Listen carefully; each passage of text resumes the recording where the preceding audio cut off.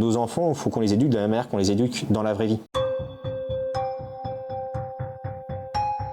La pédocriminalité en ligne principalement, donc ça va être tout ce qui est diffusion de contenu. Derrière, c'est pas juste une photo ou une vidéo, c'est un enfant qui se fait violer, qui se fait exploiter sexuellement. Et ils vont traquer nos jeunes sur tous les réseaux sur lesquels ils vont être. Ils vont être sur Insta, ils vont être sur Snap, TikTok, les jeux vidéo. Eux, ils vont y aller aussi en se faisant passer pour des jeunes. Il va récupérer plein d'infos, puis au final, il va utiliser ses failles pour l'exploiter. Et puis après, si l'enfant veut se retirer, arrêter les communications, ça va être des menaces. Et le problème qu'il y a, c'est que le jeune va se dire, c'est de ma faute. J'ai fait ça alors que j'aurais pas dû, mais c'est une bêtise, c'est tout. Le but du centre, c'est vraiment d'analyser les contenus pédocriminels, donc d'exploitation sexuelle de mineurs, qui ont été saisis par toutes les unités de police et gendarmerie pour identifier ces jeunes mineurs. Les conseils plus importants à donner à un jeune, ça va être bloquer ses comptes, les mettre qu'en privé, ne partager les accès qu'avec des gens qu'il connaît réellement. Ça va permettre déjà de limiter les risques. Surtout, le plus important, c'est de parler. Il vaut mieux se faire gronder, mais au moins que ce soit pris en compte correctement.